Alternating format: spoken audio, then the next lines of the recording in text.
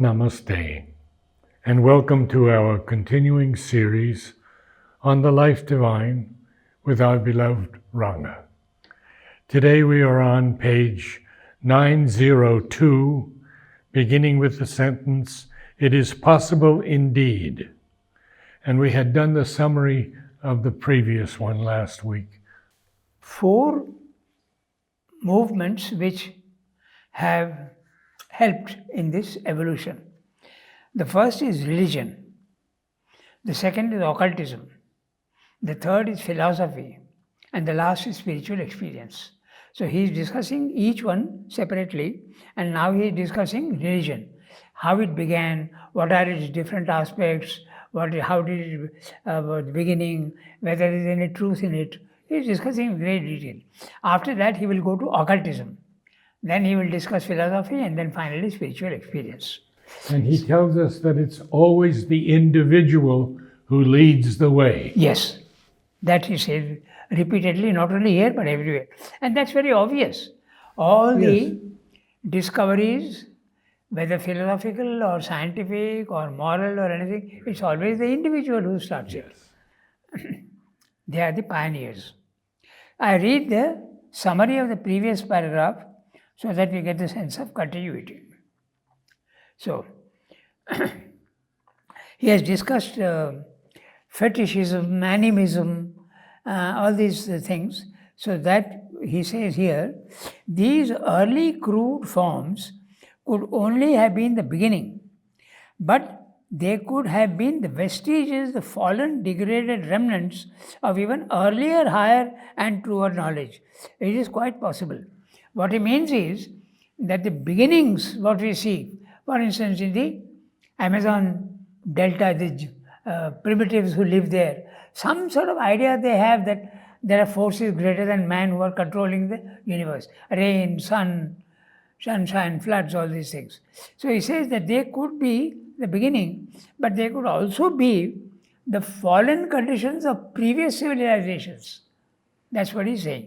And he says this very interestingly also about primitive man. In the synthesis also he says this, that the primitive man is not the first ignorant man. He is a degradation of earlier highly developed societies. So, then he says, more advanced types of religion followed, and these are seen in early sacred texts, extant documents of early civilizations. We see them in polytheism, cosmology, mythology, complex ceremonies, rituals, ethical obligations reflected in the social fabric. They indicate the stage of evolution of thought and life of the community, to what extent they have gone. Outwardly, although the deeper significance was often absent, yet the greater advanced cultures preserved the occult knowledge and practices. Greece, India, there are many other. The Aztec civilization, the Mayan civilization, there was a lot of development in those areas also. But they all died out. Okay, so the primitive men now are the descendants of those earlier civilizations. That's what Simla is saying. Could you say something about why they died out? That is the nature of the world. Nothing is permanent in the world. There is always a birth of a man, an institution, an animal, an idea. They go up, it grows, reaches a plateau, and then it slowly declines and goes away. Either it is replaced by better philosophies and better ideas, but this is the nature of the world. So 7 civilizations, 6 civilizations have already developed to a large extent and then disappeared. But when they say they have destroyed the earth, that's not exactly correct, is it? The earth continues. So, outwardly, although the deeper significance was often absent, yet the greater advanced cultures preserved the occult knowledge and practices. Also in Greece and India. In this scenario, occultism was often seen as an additional element. Spiritual philosophy or the meaning of life may have been absent in the early days, but their origins are seen in myths and mysteries, particularly the mythology of Greece and the mythological stories in India also. They are very similar also. So this is what he has said in the previous para. Now we come to the para we have to read today. He is still talking of the early religious movements. It is possible indeed that it is the mystic or the incipient occultist who was everywhere the creator of religion and imposed his secret discoveries in the form of belief, myth, practice on the mass human mind. It begins with an individual, and that individual could have been a mystic or an incipient occultist. Occultist. Incipient means just a beginning. He is just beginning to understand. Who was everywhere the creator of religion and imposed his secret discoveries in the form of belief, myth, and practice on the mass human mind. For it is always the individual who receives the intuitions of nature and takes a step forward, dragging or drawing the rest of humanity behind him. Dragging or drawing. Unwillingly, perhaps. Okay. But even if we give the credit of this new creation to the subconscious mass mind, it is the occultist and the mystic element in that mind which created it, and it must have found individuals through whom it could emerge.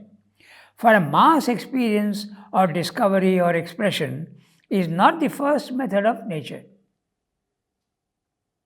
It is at some point or a few points that the fire is lit and spreads from hearth to hearth, from altar to altar. But the spiritual aspiration and experience of the mystics was usually cascaded in secret formulas and given only to a few initiates.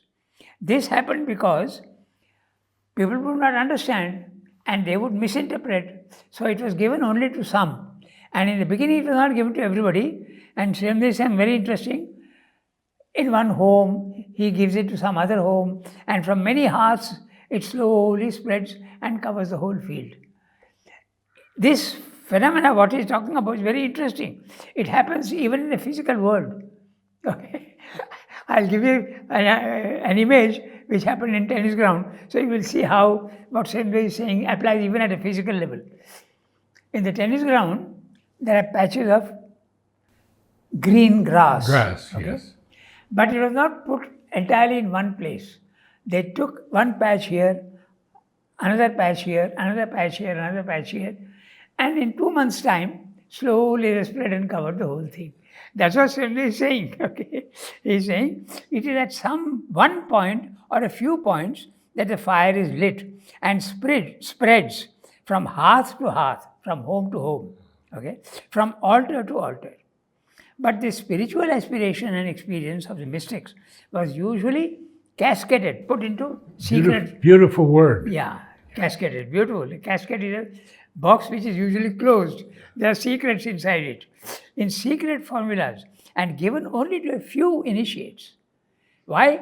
Because of fear of misinterpretation and misuse also.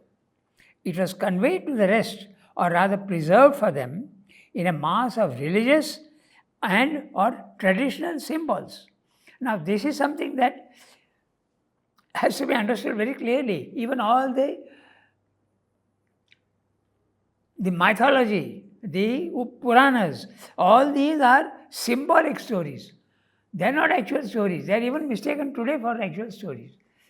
The events in Mahabharata and Ramayana, they can be history also. There is definitely elements of history, but they are all very symbolic. It's very, very clear that they are symbols. Okay, so that's what Swami is saying, in a mass of religious or traditional symbols. Just to give one example or two examples, okay. So, for instance, in Ramayana, Sita is born from the earth. Now, is anybody born from the earth? When you are tilling the ground, suddenly a child comes up. Obviously symbolic. Okay. So, what does she represent then? She represents that part of man who has come from the physical world. And what is that? Your body, mind, life. Your body has come from earth. So it is, Sita represents Prakriti. And if Prakriti, Sita is Prakriti, Rama is Purusha. So you can carry that to the extreme limit. Okay, so there's just one example to show how they are symbolic, and also the others in Mahabharata also you can see very clearly that Draupadi is married to 5 Pandavas. Now that doesn't happen very easily in the physical world. So there must be a reason. And if Sita is Prakriti, you can extend that to Draupadi also. And if she is Prakriti, what is she made of? She is allied to 5 principles: ether, air, fire, water, earth. So very clearly they are all symbolic, but they are also, history has been welded into these stories. Sraurendu says very clearly that it's not only symbolic, there are many, many other things also in it, and great spiritual truths also are all embedded in them. That's what Sraurendu is saying. Conveyed to the rest, or rather preserved for them in a mass of religious or traditional symbols. It is these symbols that were the heart's core of religion in the mind of early humanity. Okay, so he's still talking of religion at the early stage. I read the summary and then we'll go on to the next one. Probably, I am just reading the summary of what we have just now read. Probably, it would have been the mystic or the apprentice occultist who created religion. He, having access to supra-physical experiences, would have convinced others of his experiences and beliefs and imposed his views on the uninitiated in the form of beliefs and myths. Nature's method is not to act directly on the collective, but always on the individual, who then passes on his ideas, realizations, and discoveries to general mankind. This is there even in the physical world, even in philosophy, even in scientific discoveries. It's the one man who discovers, and then it becomes the property of the rest. Okay, so for the rest of humanity, these truths were couched in religious and traditional symbols, which became the basis of religion for early man. This is what he has said. Now we go to the next para. Out of this second stage, there emerged a third. So the second stage is what we read just now. So what was the first stage? The first stage was animism, fetishism, totemism, these things. Okay, very vague ideas of something, worship of nature gods. So that was the first stage. Second stage is religion is starting. Out of this second stage, there emerged a third, which tried to liberate the secret spiritual experience and knowledge and put it at the disposal of all as a truth that could have a common appeal and must be made universally available. A tendency prevailed not only to make the spiritual element the very kernel of the religion, but to render it attainable to all the worshippers by an exoteric teaching. As each esoteric school had its system of knowledge and discipline, so now each religion was to have its system of knowledge, its creed, and its spiritual discipline. 2 aspects, exoteric and esoteric, the secret and the external ceremonies and all. So when did this begin, this opening to all? That's what he has given 3 stages. The first stage is a vague idea that there are forces above, animism, fetishism. Then the second stage is somebody has an experience and then he keeps it a secret and yet spreads it slowly. Then the third stage is when the spreading becomes much faster. That's what he's saying. Okay? So now each religion was to have its system of knowledge, more development and more organization. System of knowledge, its creed and its spiritual discipline. Even spiritual discipline started. In the second stage it is not there. In the third stage it is there. Here, in these 2 forms of the spiritual evolution, the esoteric and the exoteric. Esoteric, the secret inner, and the exoteric, the surface external ceremonies. The way of the mystic and the way of the religious man, we see a double principle of evolutionary nature. The principle of intensive and concentrated evolution in a small space, and the principle of expansion and extension so that the new creation may be generalized in as large a field as possible. So all these activities, always there are two aspects, one the external and one the real inner stuff. Just like in man, we have a body, mind, life which is external, and there is a soul which is internal. So both these principles started acting in the field of religion. That's what he's saying. Okay.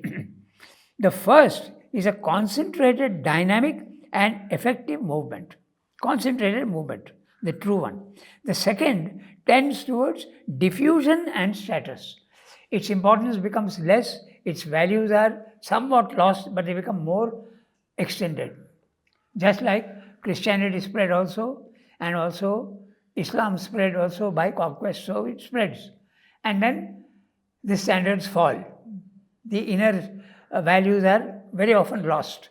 Okay. So, as a result of this new development, the spiritual aspiration at first, carefully treasured by a few, became more generalized in mankind, but lost in purity, height, and intensity. That's exactly what happened. So, in all religions, there's always an outer form, rituals, practices, which are not the truth at all, very often. In every religion, you see these things happening. Okay? So, and there's a core of truth in each religion also. The mystics founded their endeavor on a power of supra-rational knowledge, not mental knowledge, supra-rational knowledge, intuitive, inspired, revelatory, and on the force of the inner being to enter into occult truth and experience. Now, he has used three terms: intuitive, inspired, and revelatory. So these words he is not using random. They mean each one a definite plane of consciousness. He says in the supramental world, there are four major powers. Inspiration, hearing of the truth. He uses the word inspiration. Hearing the truth, shruti. Then there is seeing the truth, revelation, darshan. Okay? And intuition, a grasping of truth, and discrimination. These are the four powers of the supermind. So he is saying that those powers come down and get diluted, and they are often of this suprarational knowledge, intuitive, inspired, revelation. You may have a vision, or you may hear a truth, or you may intuitively feel some truth. There is a core of truth in it, but when you transfer it through language to others, it loses its value. Mother says this all the time in her talks. She says that the vision I had when I am speaking it out, it looks so ordinary and so banal, so ordinary. So this is what happens. And on the force of the inner being to enter into occult truth and experience.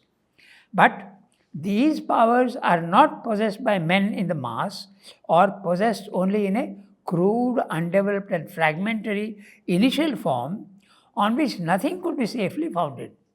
Okay? Vague ideas. So, for them, in this new development, the spiritual truth had to be closed in intellectual forms of creed and doctrine. So, creed and doctrine both are fixed ideas which are spread and exclusive of other truths, both creed as well as doctrine. In emotional forms of worship and in simple but significant ritual. These are the ways it descended to. At the same time, the strong spiritual nucleus, the esoteric aspect. He has described the exoteric aspect, okay, clothed in intellectual forms of creed and doctrine, in emotional forms of worship, and in a simple but significant ritual. At the same time, the strong spiritual nucleus became mixed, diluted, alloyed. Even the inner truth got alloyed.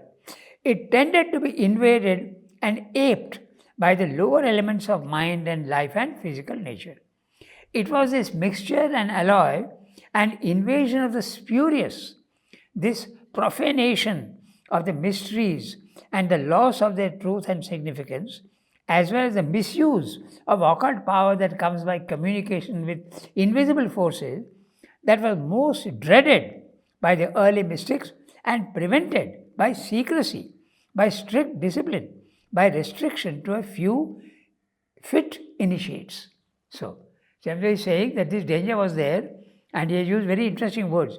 Invasion of the spurious, invasion of falsehood, okay? Profanation. Profane has got two meanings. One is not holy, is profane. But the other is very common. It is very common. So it became very common. This profanation, decline in value, profanation of the mysteries and loss of their truth and significance, as well as the misuse of the occult power that comes by communication with invisible forces, that was most dreaded by the early mystics, and therefore they kept it secret and prevented by secrecy, strict discipline, by restriction to a few fit initiates. Those who were capable of accepting the truth, they were given the truths. And that's why in India, we have the word adhikara. You have the right to knowledge. Then only you are given the knowledge. So that is why in India, although it is now misinterpreted, it was mainly the Brahmin who had the adhikara, because he was oriented towards knowledge, not the other castes, but the Brahmin. And note interestingly, Brahmin not in the hierarchical sense, not in the what is it? Hierarchical. Hereditary sense. Yes. But the true character of a Brahmin. Even a Shudra can be a Brahmin. There are plenty of examples in the Upanishads. Okay. There was a cart puller, a puller of carts who was a Brahmin. He had the Brahmin knowledge. So there are many examples like that. Then, so it was kept very secretive, and so that it doesn't get diluted. Yet it got diluted. And restriction to a few fit initiates. Another untoward result or peril of the diffusive movement and the consequent invasion has been the intellectual formalization of spiritual knowledge into dogma and the materialization of living practice into a dead mass of cult and ceremony and ritual, a mechanization by which the spirit was bound to depart in the course of time from the body of the religion. But this risk had to be taken, for the expansive movement was an inherent necessity of the spiritual urge in evolutionary nature. And it's very interesting, because this problem was faced by Mother and Sri Aurobindo also in the ashram. In the beginning, very few disciples were there, and the yoga was very intensive. But after the war, there was an influx of many people, children and all that. And she had to bring that standard down to a certain extent, because it became now much wider. And so she had this, which is the right movement? You go straight and develop the truth and then it spreads in its purity? Or is it that you start from a wide base? This was the problem she has discussed in her talks. Okay. So similarly here also, but that risk had to be taken, for the expansive movement was an inherent necessity of the spiritual urge in evolutionary nature. Both the movements are there. So when there is a spreading and a commonization, becoming common, then there is a drop in the standard. It's very natural. So, I read the summary of what we just now read. The first movement of religion was seen in animism, fetishism, totemism, and taboos. Most ignorantly, it based itself on instinctive perceptions of deeper than material facts. Okay. Sometimes I repeat things which have been said earlier. So this was not there in this para, but the first movement of religion was this, fetishism. The second stage is seen when spiritual truths were guarded in secret, secluded small communities, and given to mankind at large through symbols, myths, and traditions. But the exclusive groups had to expand into larger ones through increasing interest. Esoteric spirituality had necessarily to flow outwards into exoteric teachings which allowed worship and other forms of adoration. Thus, each religion developed its own external creeds, rituals, and formalized practices. Okay. So, here at this stage, two contrary though complementary tendencies come into existence. So, we can also give examples of these formalized practices which lose much of their. For instance, in India, we begin all conferences and all important functions and all that with a prayer to the divine. We light lamps, okay, and we make maybe a mantra is recited. So this is there still in India, but it has lost much of its value and it becomes mechanical. But the spirit may be there also. Okay. So then after a person dies, the Shraddha ceremony is very ignorantly carried out mostly. Okay. So those are the rituals and the symbols.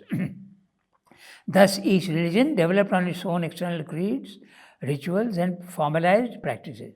Here at this stage, two contrary though complementary tendencies come into existence. The secret yogic schools carefully kept their spiritual knowledge, but the generalization through religion expanded outwards, which resulted in dilution of principles and knowledge. It allowed mixtures, alloys, impurities to enter in. The higher spiritual elements were invaded by the lower body life mind movements. Another degradation followed through the intellectualization of spiritual truths, and this led to formalization, fixed notions, inflexibility, mechanization. The spirit was gone and the outer forms became more common and widespread. But the method of evolution has necessarily to allow this to happen. The risk of degradation and diminution had to be taken. That's what Shendra says. Now we come to the next para. Thus came into being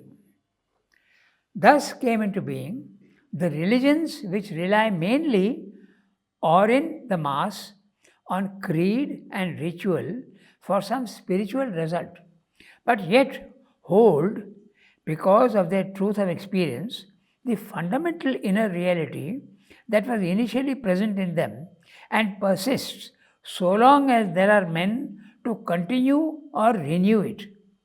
A means for those who are touched by the spiritual impulse to realize the divine and liberate the spirit. Okay, so this development has led farther to a division into two tendencies, Catholic and Protestant. Okay, so they are using these two terms in a very wide sense, not in the religious sense of Christianity. It's very widely he is using the word. Catholic, broad, and Protestant, the one that wants to challenge the original. One, a tendency towards some conservation of the original plastic character of religion, its many-sidedness and appeal to the whole nature of the human being. The other, disruptive of this Catholicity and insistent on a pure reliance on belief, worship and conduct, simplified so as to make a quick and ready appeal to the common reason, heart and ethical will. This turn has tended to create an excessive rationalization, a discrediting and condemnation of most of the occult elements which seek to establish a communication with what is invisible, a reliance on the surface mind as a sufficient vehicle of the spiritual endeavor. A certain dryness and a narrowness and paucity of the spiritual life have been a frequent consequence. When you whittle it down, more importance is given to the mind, and they said mind is enough for spiritual. You don't need to do anything else. Okay. Intellect has been frequent consequence. Moreover, the intellect, having denied so much, cast out so much, has found ample room and opportunity to deny more until it denies all to negate spiritual experience and cast out spirituality and religion, leaving only intellect itself as the sole surviving power. He is describing modern materialism, which says that everything can be explained by natural laws. Science will explain everything.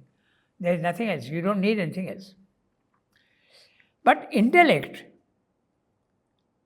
void of the spirit, can only pile up external knowledge and machinery and efficiency and ends in a drying up of the secret springs of vitality and a decadence without any inner power to save the life or create a new life or any other way out than death and disintegration and a new beginning out of the old ignorance. So, the 19th century was particularly in Europe, age of the intellect and science. You don't need anything else except that. This is enough.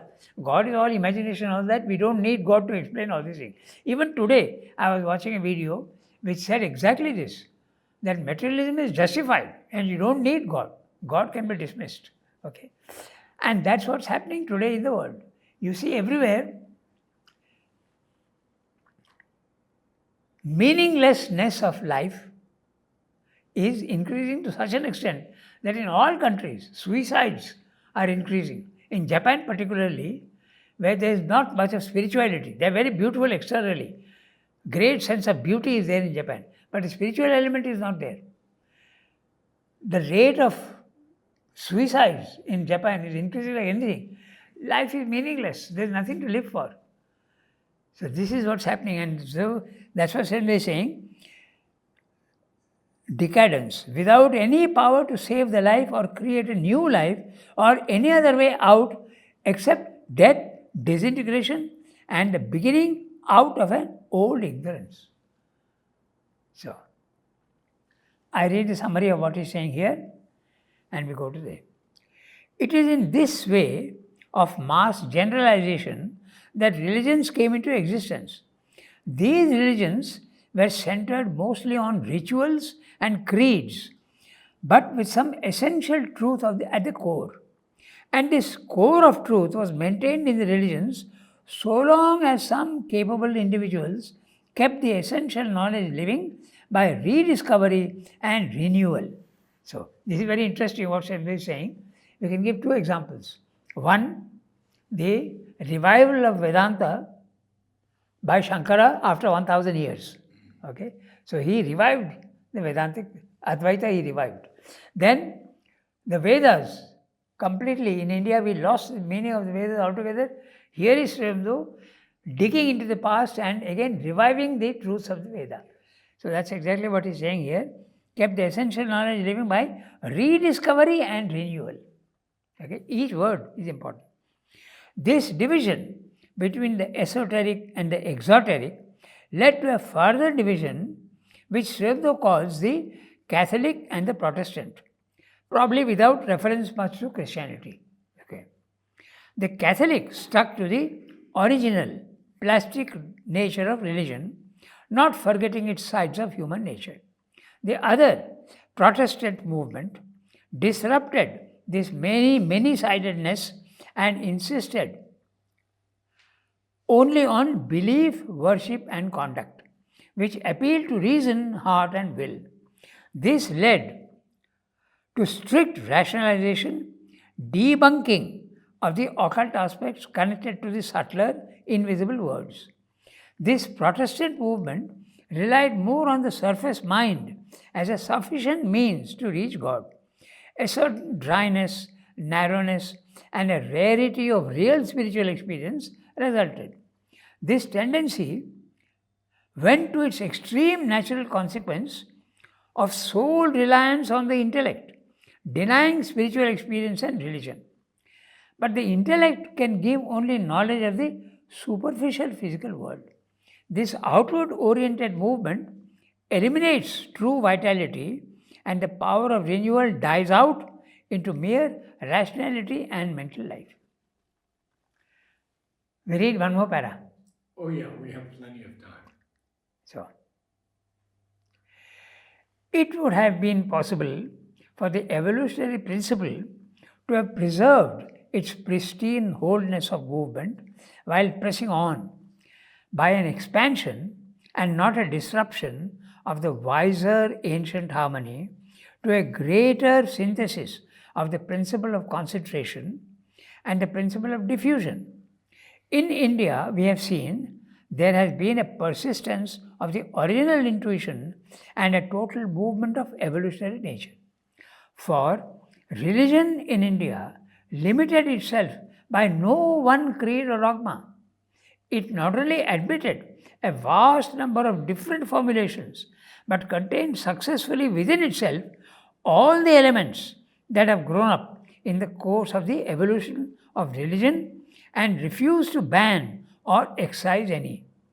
It developed occultism to its utmost limits, accepted spiritual philosophies of all kinds, followed to its highest, deepest, or largest outcome every possible line of spiritual realization, spiritual experience, spiritual self discipline.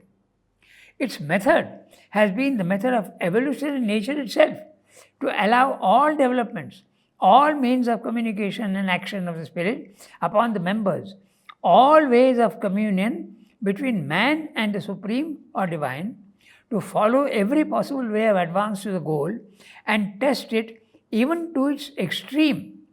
Now, this is very interesting what Sridhar is saying. He is saying that religion has followed what nature is doing. So nature is very interesting. First of all, it creates plants. And it goes on. It doesn't stop there. It starts now branches off into animals.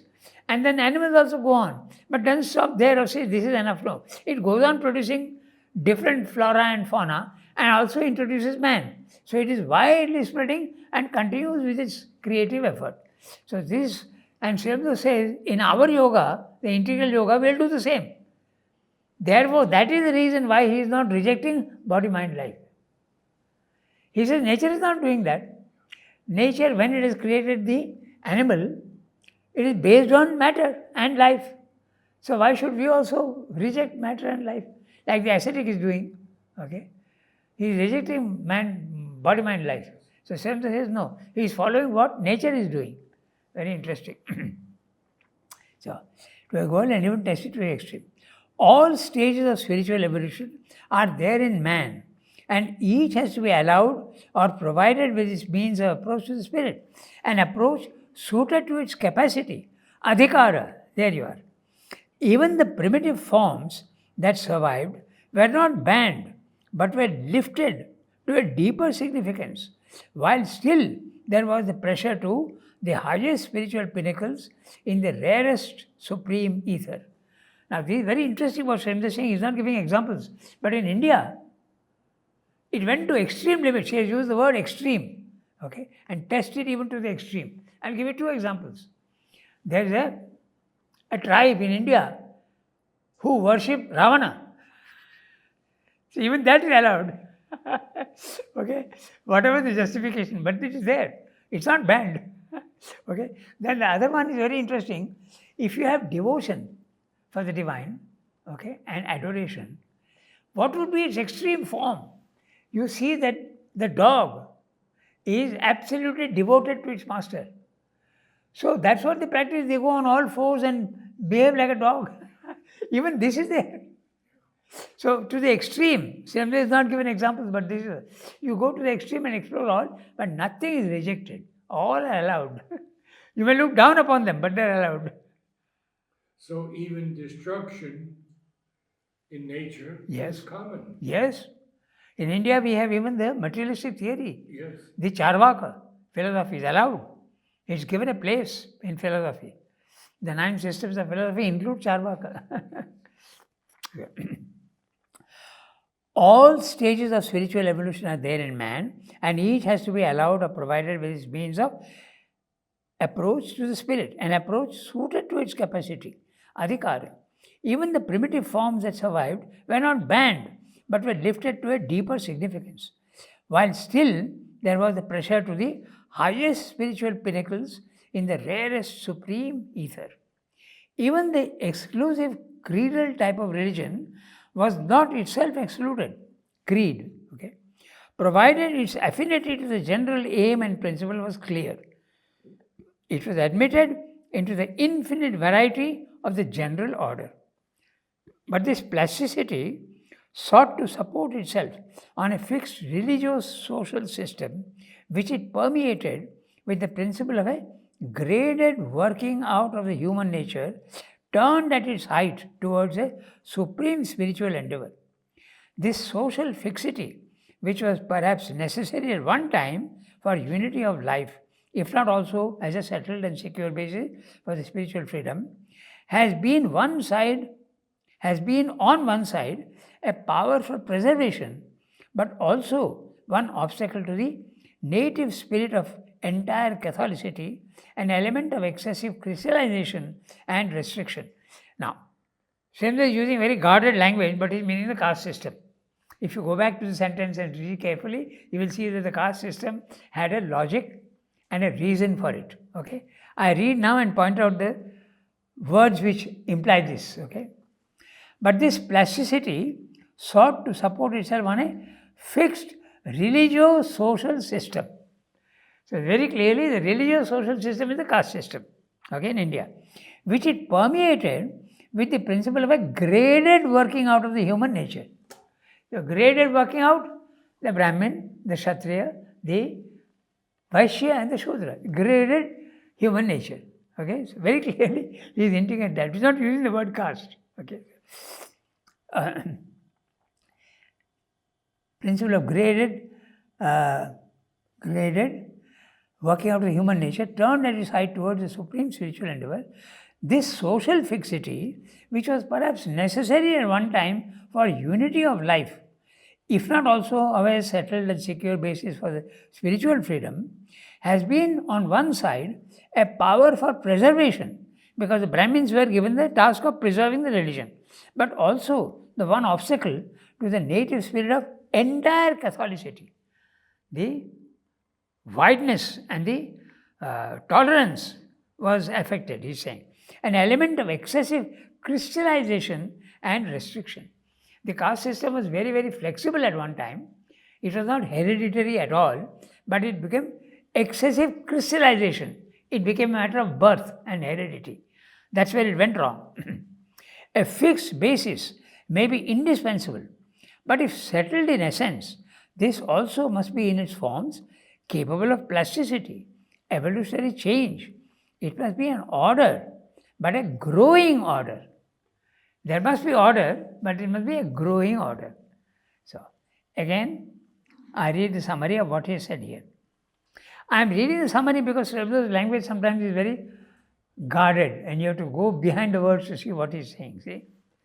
The spiritual evolution would have proceeded properly even while preserving its original wholeness if it had expanded instead of being disrupted. The two principles of concentration inwards and its expansion, diffusion outwards have to be harmonized. This is what we see in India.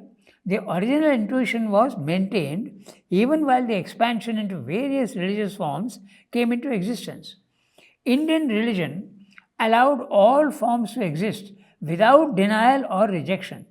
Every possible line of development and exploration was allowed its full expression. Religious rituals, spiritual philosophies, occultism, all existed side by side. Each aspect of the nature of man has to be given its due and allowed its full expression. Body, life, mind. But Indian society tried to do this with a fixed socio-religious system which led to the caste system. Even if it lost its original intention and became an inflexible rigidity, its essential truth was not wrong. The plasticity of the caste system disappeared and it became petrified.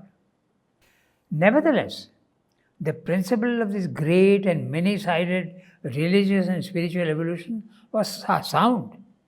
And by taking up in itself the whole of life and of human nature, by encouraging the growth of intellect and never opposing it or putting bounds to its freedom, but rather calling it in to aid, calling it in to the aid of the spiritual seeking, it prevented the conflict or the undue predominance which in the Occident led to the restriction and drying up of the religious instinct and the plunge into pure materialism and secularism.